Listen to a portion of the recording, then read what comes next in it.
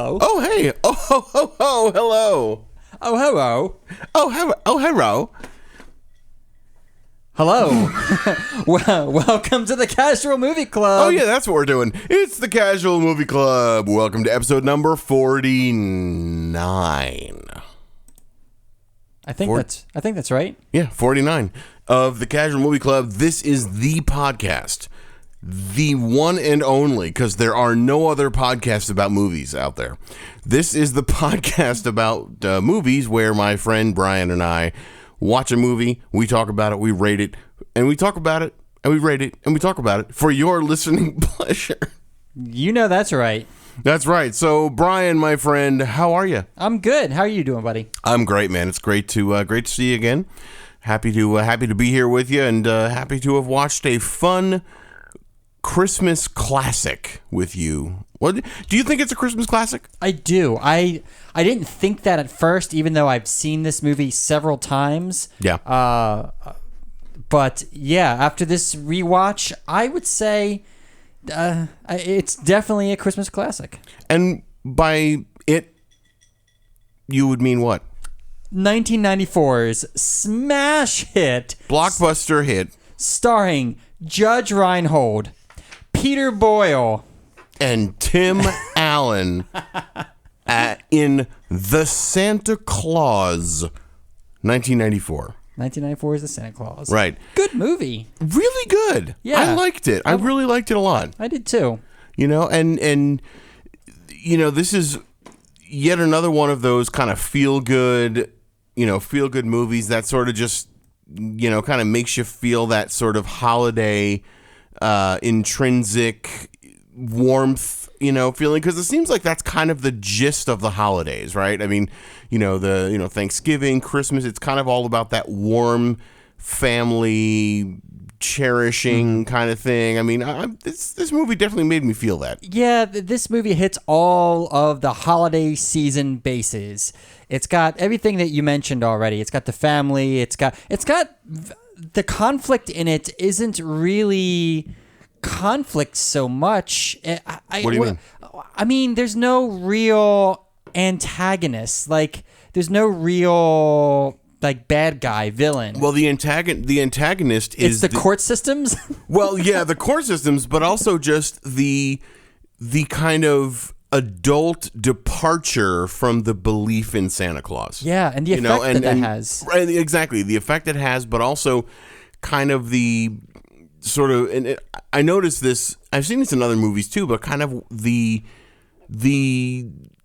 diminishing belief in what a child is saying, if that makes sense, you know, because in the beginning, after they get back from the North Pole, you know, Charlie is talking about how they had an amazing time up in the North Pole and how it was so much fun and blah, blah, blah. But they're just dismissing it right away. And they're saying, oh, you're just a kid. It's just your imagination, blah, blah, blah.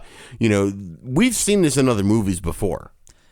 Yeah, I think this went on even before that, though. At the very top of the movie, Charlie, Tim Allen's son, Tim Allen is Scott Calvin, the Santa Claus. Right.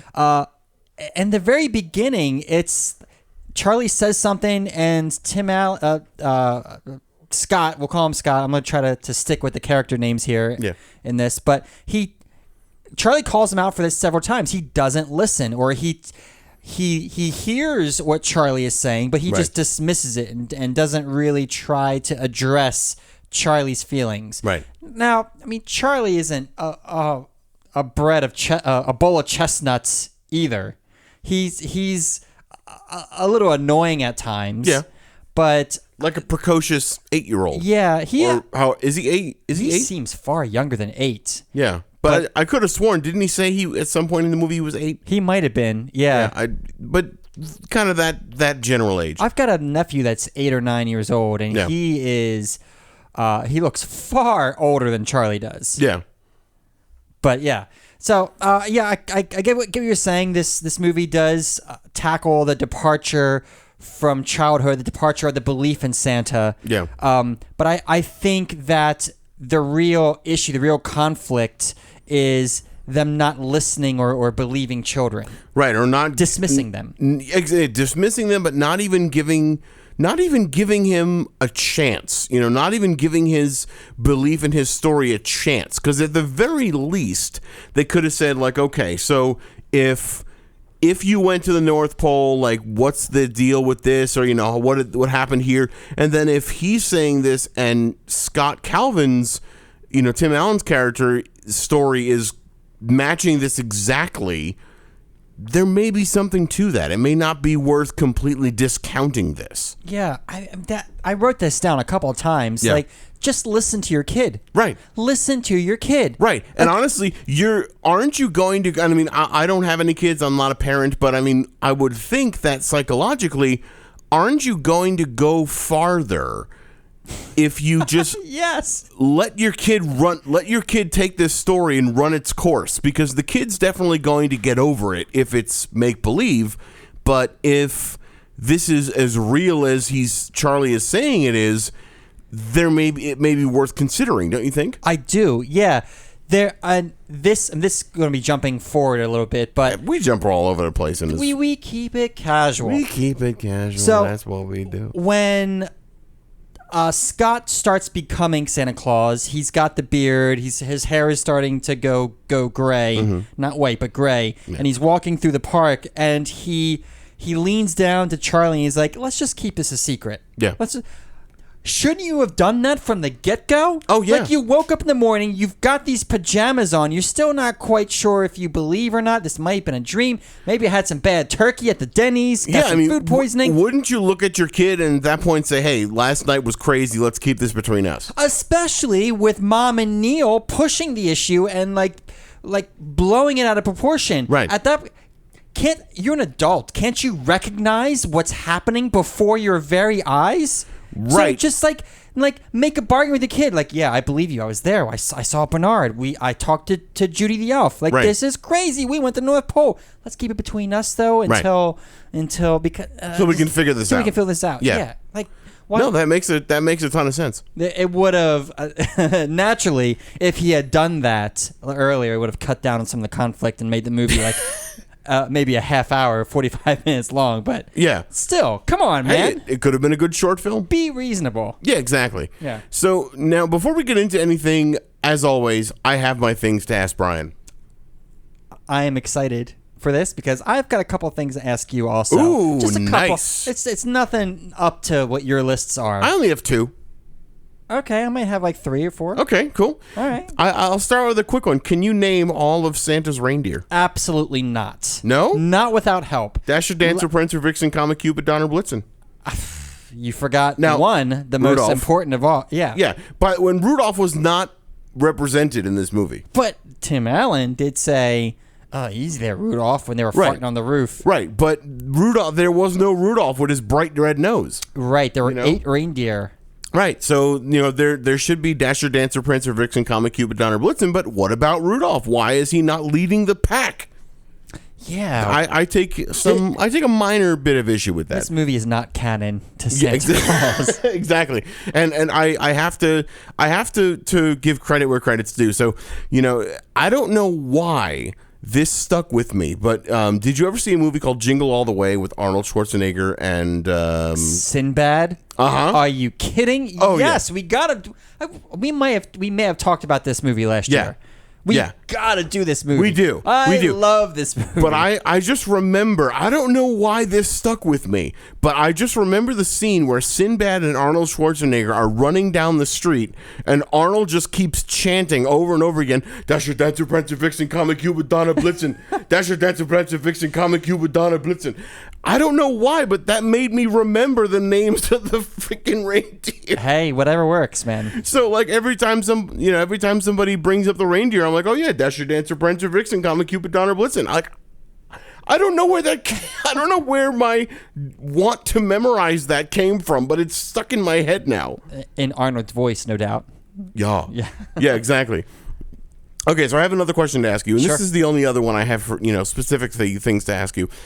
So 'tis the season for being inundated with Christmas carols. Whether you go shopping, you go to the gas station, you listen to the radio, you're going to be surrounded by Christmas carols. What are your least and most favorite Christmas carols? Oh, least favorite? Because I got an easy one. But okay. Yeah. Least favorite is difficult for me because I just don't care. There are a lot of bad ones. There are, but even the bad ones are good in their own like weird way. I used to work retail. I used to work restaurants. I was a server, bartender. Yeah. So I've worked in malls. I've worked in So you get the idea. You've been inundated with this stuff for years. Yeah. For years. But there's got to be at least one that just gets under your skin every time really you hear it. Affected me. None of them have really affected me. Really? I find that hard to believe, especially working in retail and sure. And being in that environment where you're just surrounded by this stuff 24/7 practically. I just have this thing where I just tuned it out. It just didn't affect me. Wow. But I'm jealous. I'm struggling to think of one that I loathe, that I just dislike, or even just like a passing dislike. I can't. One doesn't jump out to me. Interesting. But I can name about 3 that I like. So, I want to know about those in just a minute. But as far as ones that you don't like, maybe are there a few that you could do without? Maybe like we can kind of change the question a little bit. No, I think there's the first. There's the first burp of the show. Right. I didn't burp last episode. No, and I missed it. I know. He was hoping for many more. Yeah, exactly. One that I could do without. Jingle Bells is a classic. Over the river through the. I can't think of one that I just don't like. All right. There's the Beatles ones, and I worked in retail, and Beatles were. Yeah. But now I'm sorry, I just can't think of one that I would nix off the list. Okay, I've got 2 that I would love to see nixed off the list. Yeah. Even though there are other Christmas songs that I would... Okay, I'm going to give you 3 that I would love to never hear again. You might jog my memory here. Yeah. Hit me. So 3 Christmas carols I would... or Christmas songs, I'm going to say, not necessarily carols, but 3 Christmas songs I would love to never hear again. Mm-hmm. In no particular order. Mariah Carey, All I Want for Christmas Is You. What? I hate that. I cannot stand that song. That's one of my favorites. Oh, God, no. Oh, you got to be kidding me. Okay. I'm not kidding you. I can't stand that song, number 1. Number 2 is the Simply Having a Wonderful Christmas Time. I think it's a Beatles That's a one. Beatles one, yeah. Yeah. I cannot stand that one. But the one that I really can't stand is Dominic the Donkey. I've heard that. Yeah, you know what? That one's just a weird... Yeah. It's a weird one. I brought it up to... I was talking to a friend... Actually, Tina. I was talking to Tina about this. Remember Tina that was here on the other episode? On the Hocus Pocus episode. But I was talking to her about it, and she had never heard of Dominic the Donkey, and maybe it might have been a Northeast thing because I grew up in New Jersey, so, it might have been a New Jersey, New York thing. But I am so sick of that Christmas song, that Dominic the Donkey is the dumbest Christmas song I've ever heard. So the 3 that I would love to never hear again, in no particular order, Dominic the Donkey, Simply Having a Wonderful Christmas Time, and Mariah Carey's All I Want for Christmas Is You. Man. All I want for Christmas is to never hear those songs again. Damn. Okay. Well, what before we get to my favorites, do you have your favorites? One of my favorites is I guess this is more of a church song, but Oh Holy Night. I really like that one. I like that a lot, yeah. I've heard some beautiful harmonies with that. I've heard some, like in Home Alone, they're singing that one in the church when Macaulay Culkin is talking to the old guy who shovels the salt and everything. So that's just a beautiful one. Every time that song really makes me think of Christmas. There's a song called Grown Up Christmas List. I don't know it. I'm trying to remember who sings the original one, or the one that made it, the song that made it famous. But it's kind of like it's the gist of the song is like, what a grown up person would want on their Christmas list is for like world peace and harmony amongst everybody. Like it's a nice song. So I really like that one. I mean, I like a lot of the classics too. Yeah, round it out with a third though. Okay, so I'll tell you, I really like, interestingly enough, Silent Night. Okay. But there's also when I used to go to church a lot, the church I went to, they did a version of Silent Night with, I forget the name of the other song. I think it's called like Night of Silence or something. It's not a commonly known church hymn or church song, but they sing the two songs simultaneously.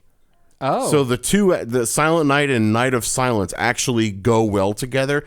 It's absolutely beautiful. If you can find a recording of it or find a performance of it, it's really beautiful because the chord progression and everything is the same for both songs, but you've got like if a choir is singing it, you've got half the choir singing Silent Night, and this other part of the choir is singing this other song called Night of Silence that actually blends with it, and it's just a beautiful composition. So I would say those are my three that I really like. Right. Okay. Man, I have never heard of that before. That's maybe offline. I'll see if I can find a recording and cool. play it for you.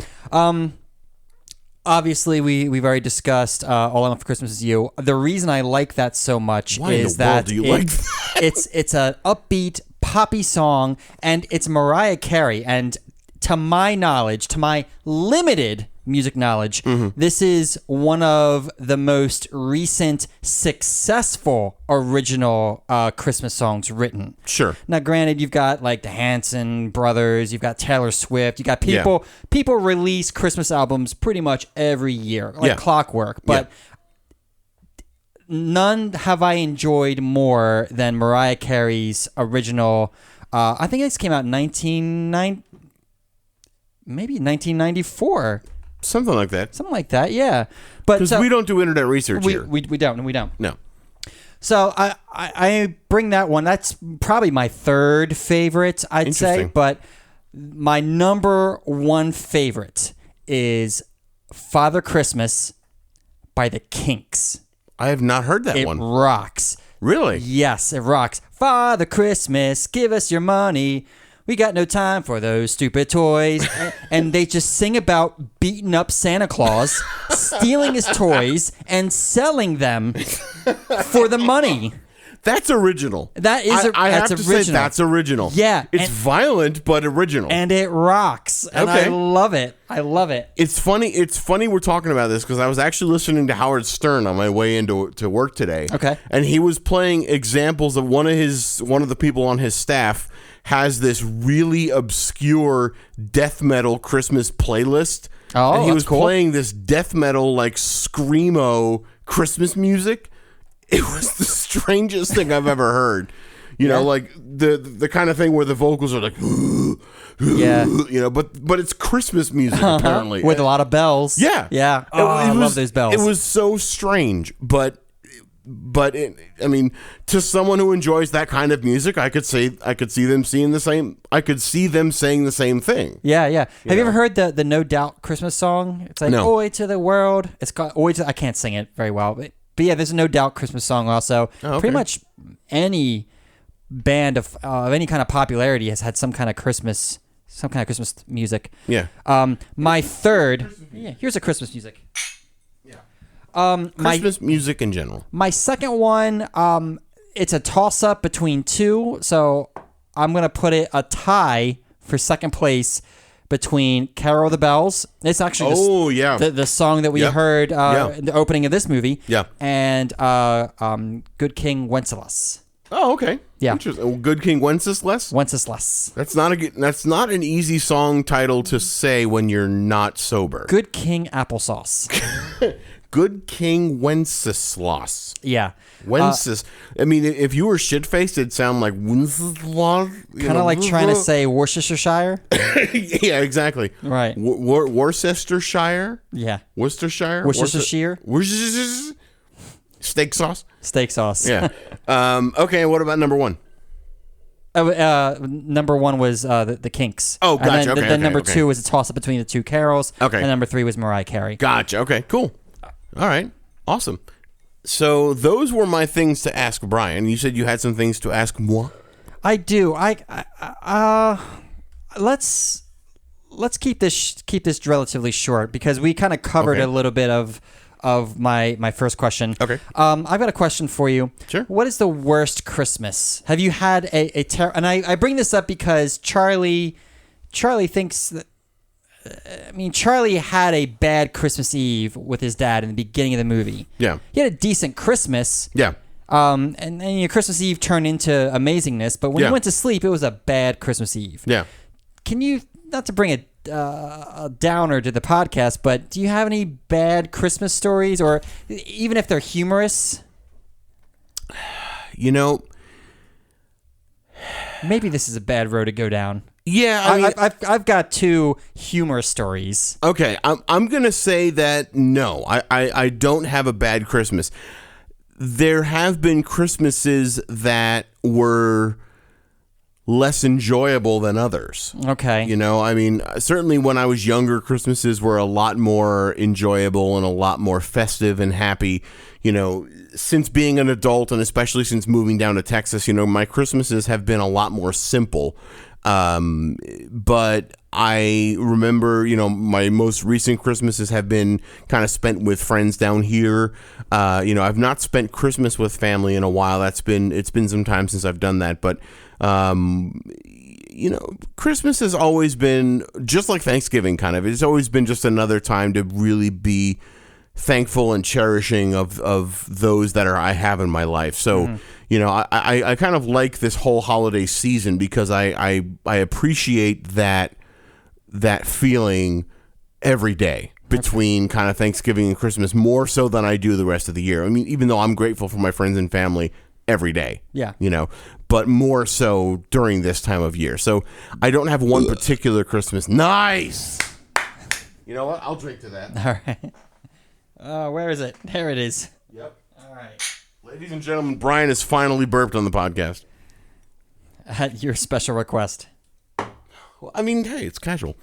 So, yeah, I don't have a bad Christmas that I could mention. I have one bad Christmas that was, well, not really bad, but I'm responsible for putting a damper on the holiday. Oh, all right. Tell me what happened. Before I tell you this story. What did you do? Before I tell you this story, what brought this up is when Scott, when Santa Claus, and on his first night, Tim Allen, he was trying to put like a toboggan up or a canoe. A canoe, a canoe.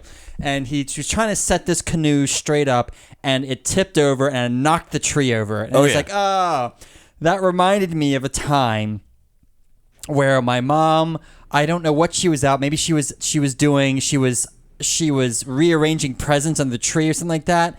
But me, my dad, and my brother were out in the kitchen, and then we hear just like a rustle. We hear some Christmas balls jingling, and then we hear help me. And we leave the kitchen, go out in the living room, and the Christmas tree is tilted sideways on top. My mom is like bent over at the waist, like she was reaching down to touch her toes or something, and the tree was on top of her.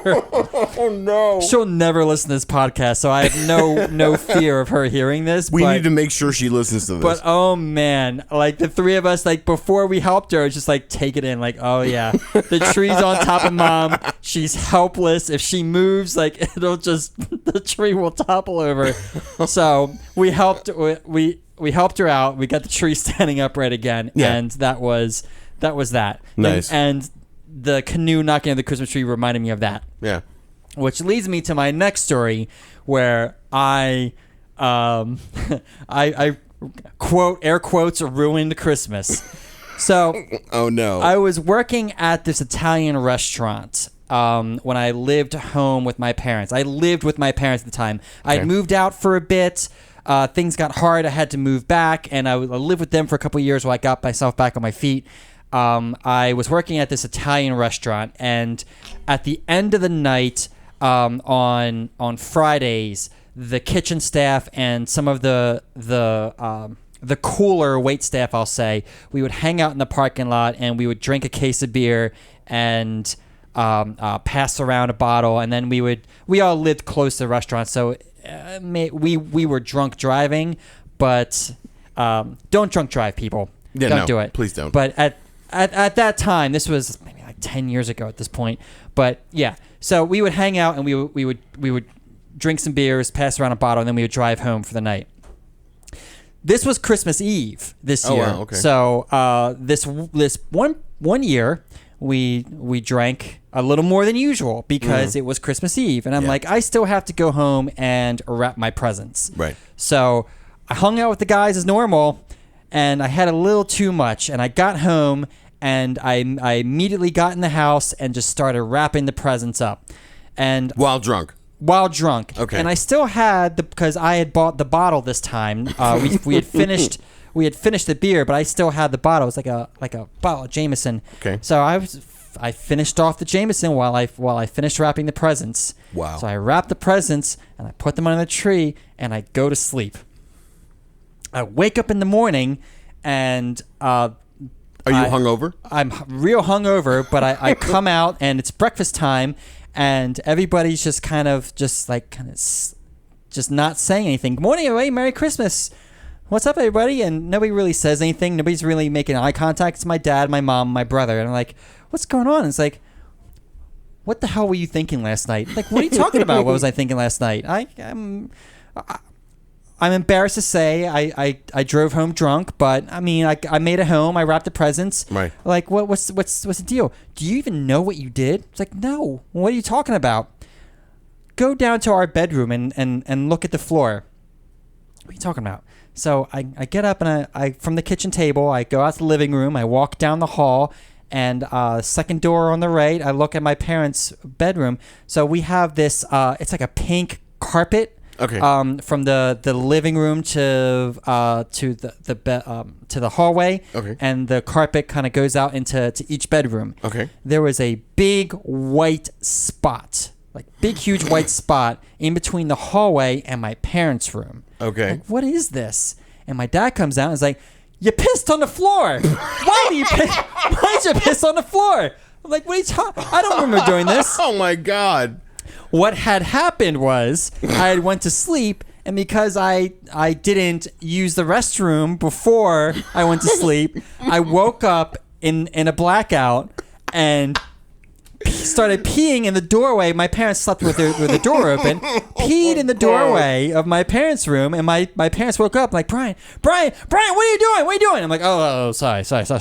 I'll go clean it up. So I go out to the kitchen and I get this cleaner, this bathroom cleaner that has bleach in it. And I grab some paper towels and I spray all over the place. And my dad's like, "What the hell are you doing? Stop it!" And so that's what I did. That's awesome. Until I moved out, there was this big bleach stain on the carpet between my parents' room and the hallway, and I was never live it down. Mortified. Well, they don't bring it up anymore, but like I bring it up every once in a while because with time passing, it's funny to me. So that's fantastic. That was how I ruined Christmas.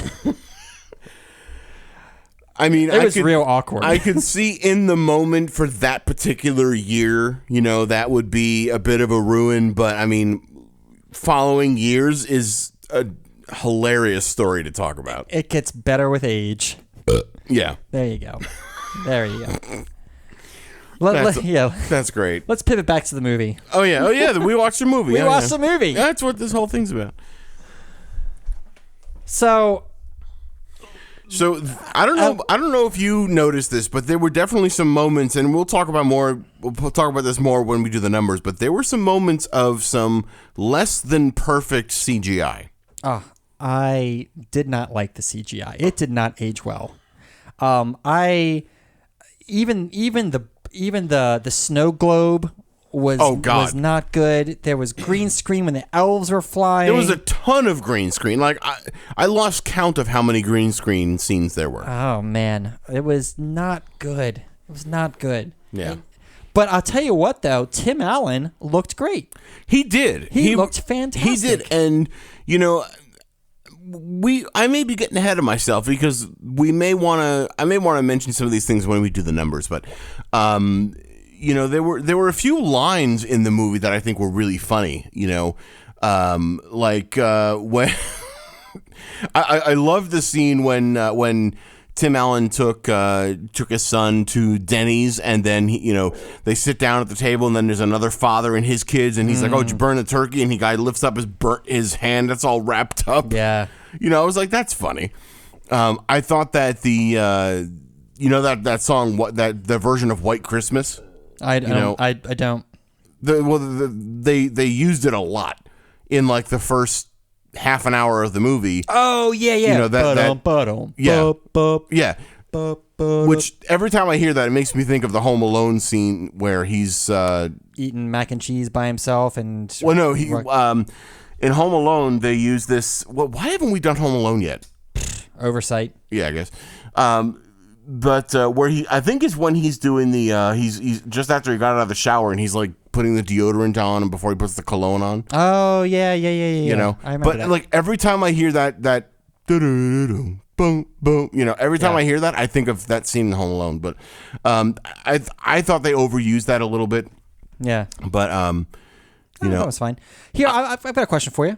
Well, there were some funny lines, especially like towards the end of the evening where. When Tim Allen's trying to get his kid to go to sleep, and the kid's like, "Oh, make sure you leave cookies out for Santa," and then Scott Calvin is like, "Oh, I'll preheat the oven," and then Charlie goes, "Don't forget the fire extinguisher." Yeah, that was good. There was some good like little quips in there. I mean, something I would not have expected out of a little kid of that age. Yeah, Yeah, he was good. He was a good actor. Good kid. I got a question for you. He was cute too, like just such a cute little kid. When Tim Allen says, "Do you know how to call 911?" It's like, "Yeah, 911." What if he called 911? That would have been funny so what would have happened if he called 911? Because you figure Tim Allen's outside in his underwear. Yeah. Cops would have showed up. Cops would have showed up seeing Tim Allen outside in his underwear, and then would the cops have seen the Santa suit on the ground with the ladder potentially, or would that have all disappeared? Would he have gotten out of the whole Santa Claus thing? Well, that whole scene's about 3 to 5 minutes long, right? Which is enough time for the cops to get there, if they're close by, anyway. If that's a good response time for there, because they never really established. I think later on in the movie we saw that it's like the city of Lakeside or something, but we don't know if it's a suburb of like Chicago or Michigan or something. I mean, it took place in some place in a place that had snow on the ground during winter, so someplace in the north, but we don't know. We don't know where specifically. So, we don't know what kind of response time the cops would have had. So that could have had some kind of impact on there. True. So I've got a thing I want to ask you about. So go ahead. Scott has a point in this, and him saying that this is crazy. Yeah. This is a crazy thing to have happen to him, right? Yeah. Do you think there's like any legal action he could take? Is there like a fine print clause that could have gotten him out of this contract? I don't think so. And the reason being is because the clause itself was an extremely fine print. Because when he looked at the original card, when he pulled it out of the former Santa that he's replacing now, it was not obvious at all that there were words in that red border around the front of the card. Right. We didn't see those words until he looked at them under the microscope at the North Pole. Mm-hmm. Or the magnifying glass at the North Pole. So it really was not obvious that clause was there. It wasn't. However, the big print, though, was pretty explicit. Put the suit on, take over for me. The reindeer will know what to do. Right. But, so you're asking, was there any legal ramification or legal recourse that he would have to get out of that? I'd say probably not. No, I would say no. I want to believe that there could be. He could sue them somehow. But if you think about that, if he were to take that to an attorney's going to look at that and say, this is bogus. Yeah. Because it's about Santa Claus, and, most adults don't believe in Santa Claus anymore. So there would be no way to enforce it, or no way to hold anybody accountable to that. So no, I don't think there would be any legal recourse to that. My other question is, what's the big deal? Like, why is he fighting this so hard in the beginning? Like, he's got a good job, sure. But Right. does he have anything else besides Charlie? No. Like, what? Then become Santa Claus. Stop. Right. Why are you putting up this big of a fight? Right. Are you really that fulfilled in your life? Are you so fulfilled that you can't just become Santa Claus? Right. I mean, because if he can't spend time or he can't be the father he wants to be to Charlie, he can at least be someone to all kids across the world. Yeah, I mean, he isn't much of a father in the beginning because he's not spending the time that he wants to spend with him. Right. He resents the fact that he has to share custody with his wife and Neil. Right. So I mean, just let go. Right. Be the Santa Claus. Own it. Own it. Right. Spacebar. There we go. Sweet. Yeah, for those unaware, my computer screen just went black for some. I've got one more stupid thing for reason. you. Please, go ahead. How could Neo and Laura not see his transition? Do they see him like once every couple months or so? That's a good question. Weight gain is gradual, sure. Like, it's difficult to see in yourself. Right, but he said that he gained 45 pounds in a week. Right. And then they saw him at the soccer game and it's like, what are you doing? Right. I don't understand how they're not concerned for his health. They're more concerned about the fact that he seems to be tricking Charlie, but that's... They didn't care about him, is what you're saying, right? Yeah, they don't care about him. They I agree. That's just crazy. And the fact that his hair is... It's one thing to dye your hair a color. Right. But you really will have a hard time transitioning your hair from brown to salt and pepper to silver gray or to white. Right. But didn't they mention at some point, I could have sworn they said he was 38 years old. He is 38. Right. Yes. So, I mean, I'm 38. Yes. You know? And I don't, as far as I know, I mean... You don't look anything like Santa to me. Well, thank you. And I don't have any gray hairs to my knowledge, but Scott Calvin's character got all this gray hair and everything despite the fact that he was 38 years old. I'm 35 and I'm getting a little salt and pepper in my beard. I don't see it. Well, when I grow the beard out, it's a little more pronounced, but not much. It's literally half a dozen hairs. Yeah. So I mean, it happens. Yeah. But that quickly, like he was 37 the year before. Right. In a year's time, 6 months time. Yeah. The guy puts on 100 pounds and his hair starts turning white. Yeah, I mean that would certainly make me alarmed if that happened to you. Yes. I'd be very concerned. Yes. I mean, I'd want to make sure you were okay. Right. Oh man. So the last thing I want to ask you, the very, very, very, very last thing. Mm-hmm. When does Santa stop delivering? Is it when the kid starts having doubts, or when meaning what age? Well, not what age, because it seems that Neil stopped believing when he was 3, and he's saying, "I didn't get the weenie whistle, so I stopped believing." But at 3? Yeah, that was. How would he know that at 3 years old? I don't know. But the thing is, though, is I think Santa stops delivering to you when you start to have the doubt. And the doubt causes the non-belief. That makes sense to me. Maybe Santa's real, but let me ask this weenie whistle. And the doubt is there, and Santa stops delivering. But why would Santa stop delivering? Shouldn't he continue to reinforce his presence? By delivering despite the doubt? I would agree. And that would erase the doubt. Yeah. Laura wanted the mystery game. Right. Why didn't Santa deliver the mystery game? Right. The flawed logic in this movie. Yeah. I mean, but there is no logic when it comes to Santa Claus. You know, because Santa, and that was something I was going to ask you, you know, that was something I wrote down. You know, earlier in the movie they said Santa Claus is more of a feeling than a person. What do you think about that? No, I agree with that wholeheartedly. Yeah. I thought that was the turning point for Scott.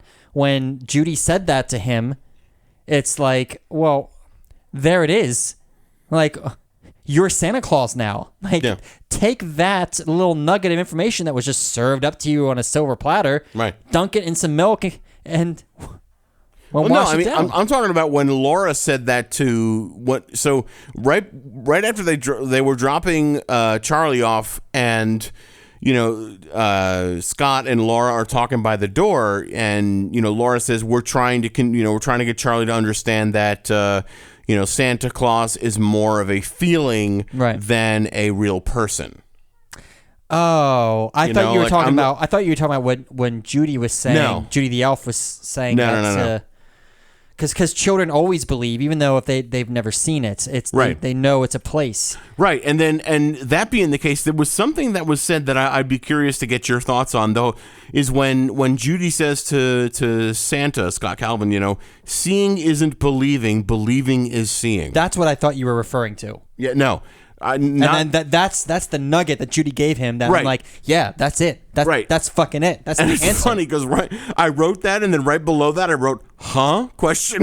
No, man, I got that. Yeah, I got it immediately. It's I think I think as adults we need to see it to believe it, but as kids they believe it and they see it because they believe it. Yes. So that's kind of 100% on board. That's like that's kind of the dichotomy of a belief in wonder of a child versus that of an adult. Yeah, and it's a shame when people lose it. Yeah, it's true. Wow, we are getting deep. We're getting all kinds of deep on the Casual Movie Club. I'm ready to do the numbers. Let me look at my other notes here. Yeah, go for it. Just taking some drinks here. I thought that was funny when the second time Scott Calvin / Santa Claus went to that girl's house where she was sleeping on the chair in the family room. Oh, yeah. And he drank the soy milk, and he's like, "Oh, you said you were lactose intolerant." Yeah. I thought that was nice. Cute. You're fatter now. He's like, yeah. You should go to sleep. And you've grown. Yeah. Yeah. Let's do the numbers. I think that's really cool. Yeah. What do you mean by numbers, Brian? Well, by numbers, I specifically mean the numbers that are found on our leaderboard at Casual Movie Club. Oh goodness, those were not very good burps. .com. I'm sorry.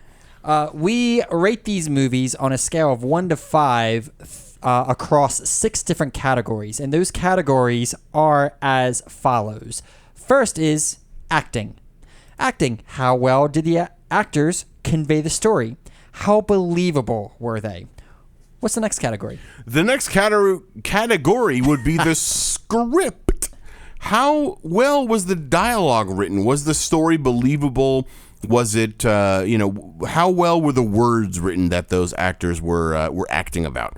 And then, of course, there's the visual element of things, which, Brian, I would love for you to tell us about it. That's the presentation. It's editing and visual effects, how they were used. Was there too much? Was it not enough? How were the effects? That's followed by music and sound. What about music and sound? Music and sound would be the soundtrack as a whole, the sound effects, the score, the music, the goodies for your ears. Oh, that vocal fry. Oh, yeah. And apart from that, let's have Brian tell us about the uniqueness. The uniqueness is specifically how has this been done before, this idea. And we're talking specifically about the year that this came out and everything before it. So specifically, is this idea in this film been done before? And finally, we're looking at the engagement factor. What does that mean, John? Does this movie keep you engaged? Are you glued? Are your eyes and ears glued to the screen, or would you rather be reading social media, or your texts, or Instagram, or Twitter? Or Twitter. So those are our criteria. And what do you say, Brian? Would you like to kick it off with your first rating of the acting? I like this movie. However, I'm really not impressed with a lot of the performances that were turned in. Tim Allen was great. He was doing a lot of Tim the Toolman Taylor, though. There were a lot of the signature Tim Allen grunts. There were a couple of references to Tool Time in there. Were there? Yeah. The fire extinguisher thing, that's when he was putting out the turkey, that was something that Tim Taylor would do. There was also a section when he was walking around the North Pole or walking around the workshop. He pulled out a tool belt and kind of looked at it around his waist. Yep, I remember that. There was a couple of things. He did the Tim Allen grunts a lot too. But that's beside the point. The kids were really good. Laura was fine. Neil, Judd Reinhold, they were fine. It was a middle of the road performances for me. 3. Okay. I am actually going to give it a 3.5. I really liked... No, I'm going to give it a 4. Because I actually really... I don't know if that counts as a take backsies. I think it does, because our numbers are locked in when we... Or they're locked in at the end, but we come into this with our scores already written down. I said 3.5, but then I said 4. So that's a take backsies. Really? I mean, it's got to be. You wrote down 3.5. You started talking. You're like, I actually wrote 4. You know what? Then why did you say 3.5? Because I was going to go lower, but then I decided to go higher. You go with what's written down. Okay, fine. All right, 4 for acting because I liked the chemistry. You know me, I'm big on my chemistry. Yes. I liked the chemistry between the actors. I think this was cast very well. I was looking at the trivia on IMDb, and they mentioned that the part was originally written with Bill Murray in mind. Ooh. I could not imagine Bill Murray playing that role. I'm not a huge Bill Murray fan to begin with, but I don't see him at all playing that role and having it be nearly as enjoyable as a movie. So, I'm going with 4 for acting on my score there. And even though that's what I wrote down, and I know I said 3.5, but I'm sticking with 4. And even though you're going to take away my take backsies, I'm not taking away your take backsies. You wrote down 4. Yeah, I wrote down 4. So. I would love to see this with Bill Murray. I can't. I don't think it would be as enjoyable. No, I love Bill Murray. I think it would not be as wholesome with Bill Murray. I agree. But I would love to see it. Sure. So that being said, script for me, I liked the story. I thought it was somewhat original, as far as how a man can become Santa Claus and, kind of using that sort of entendre of the name Santa Claus with the word clause, the legal word clause. I thought that was really clever. So for me, script is going to be a 4. I liked the story. It was clever. It was inventive. It was original. And I think the execution of the dialogue and everything was consistent. Yeah, there's nothing I can add to that. I'm giving it a 4 also. Nice. Yeah, it was really well done. Very original also. Yeah. Presentation, I struggled to give this a 3. But I'm landing on a 3 just because, as sloppy as the effects look, it only slightly took me out. Yeah. They weren't all bad, but they were it was jarring for the time. So yeah, presentation is a 3 for me. I agree with you. And I think, being that this movie was from 1999 and there were so many movies that had come before this with better performances of this, better special effects performances. Mm-hmm. I think they definitely could have done better. However, there were parts that did work. When Tim Allen's character was going into the super small chimney, yes. It worked. It was obviously CGI and it was obviously fake, Sure. But it worked. Yeah. So I don't know that necessarily adds more than just a 3 to make it more than that, but it's a strong 3 for me. Okay. Like a solid 3. I really liked when the fireplace appeared. That was clever. That was clever. Yeah, that was clever. Some of the other things, like the tinsel cutting off the bars. Yeah. So I agree. 3. Yeah. You next? I am. So yes. Music and sound. I loved the soundtrack. I really loved it. I mean, and it's interesting because, and I'm sure we've talked about this in previous episodes where, we kind of like finagle the numbers as we watch them. Like we'll start with a certain number, then go down, then go up, then go down. I didn't really care for how they sort of overused that White Christmas version, that we talked about before. But that really didn't bother me in the end because they used it in the beginning, then we never heard it again in the rest of the film. So, I loved the scoring of this. Like I didn't look at who wrote the music for this, but I thought it was just beautiful, the scoring and everything. So for me, it's going to be a 4 for music and sound. Yeah, we're neck and neck here. Like 4 for me also. I liked the White Christmas thing in the beginning because you didn't think it was overused a little I don't bit? think so because they were using it to show Tim Allen just bumbling through Christmas Eve. Sure. It is kind of a bumbly version of the song. Yeah, no, well, the part they used sounded bumbly. Yeah. Yeah. So, but the rest of the score, fantastic. Yeah. Even at the end, when Scott comes back as full-on Santa Claus, he talks to Quentin, which I love the James Bond reference, by the way. Quentin the Elf, Q. Oh. He was the guy that gave him the gadgets. Oh. Yes. I didn't even catch that. Yeah, man. That's awesome.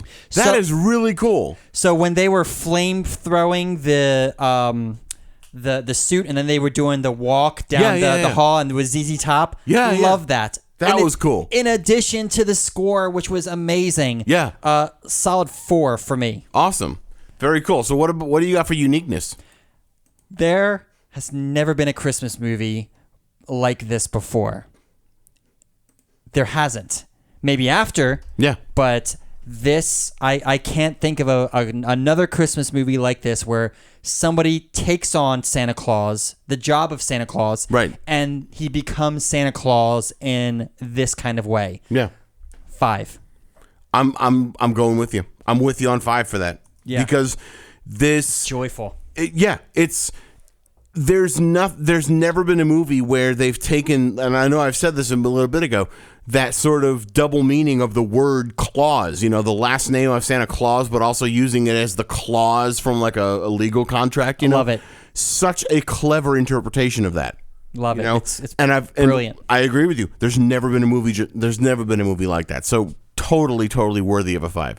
And then the final score here is Engagement, the final one. I'll be honest, this is a great background movie to have on. It's a movie that I'm not. I know where you're going. Yeah, I'm not glued to the screen for this, but again, I'm definitely not the target audience for this movie. Yep. This is a family movie. It's a kid's movie. So, me watching this as I don't know if I would consider myself a middle-aged man. I'm 38, so does middle age start at 40? I don't know. It's 40-ish. semantics. But, I'm not the target demographic for this. I'm not, I'm an uncle, but I'm not watching this with my nephew at the moment. My nephew's too young to understand this movie anyway, and that's fine. So I'm rating this as me being just a movie enjoyer, and someone who likes movies and someone who does a podcast about movies. Engagement is a 3.5 for me. Oh. But it's like, I feel like anything higher than a 3.5 wouldn't be authentic. Yeah. Because I'm not glued to the screen. I'm not dying to know what happens. It's a good movie, but again, I'm not the kind of person that's going to be glued to the screen and wondering what's going to happen next. Sure. For me, this is a good movie. Yeah. I like it. I've seen it a bunch of times, but putting myself in the shoes of a first-time viewer, I still wouldn't be enraptured. I still wouldn't be glued to the screen either. Yeah. I wouldn't go as high as a 3.5. Okay. I went a 3. Okay. Yeah, this is again.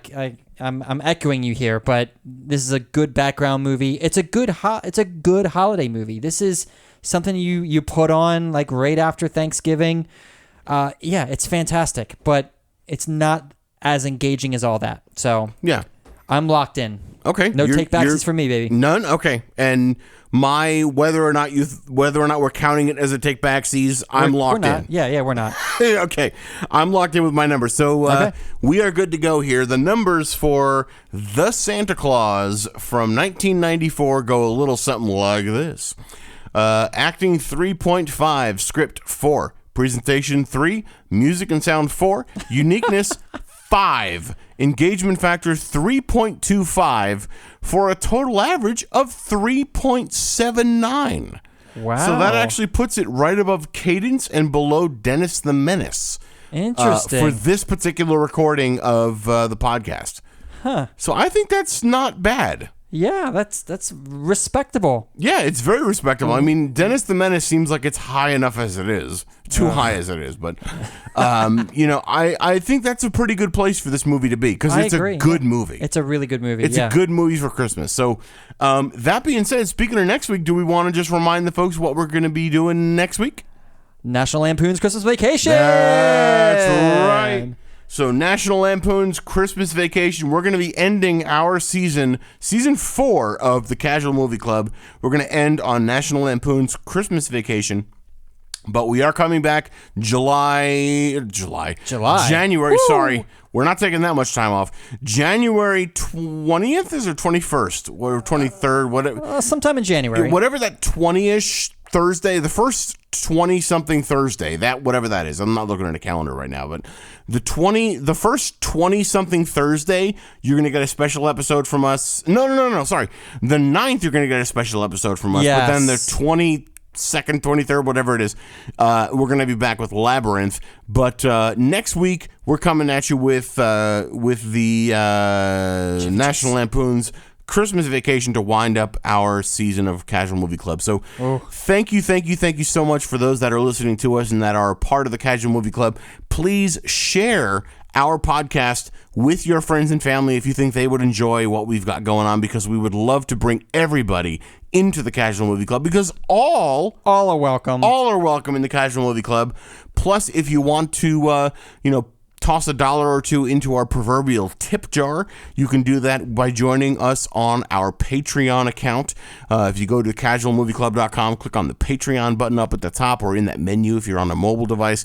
It'll take you over to our Patreon page. You can help us keep the lights on, keep the podcast going, and keep things happening over here. And also, the more you donate per month, the higher the perks are. So you may even be able to become a guest podcast co-host, or even help to pick the movies that we do on this podcast for all of you. So we would love to have you guys join us, even just as a subscriber, but also as a Patreon. We would love to have you on there either way, no matter what.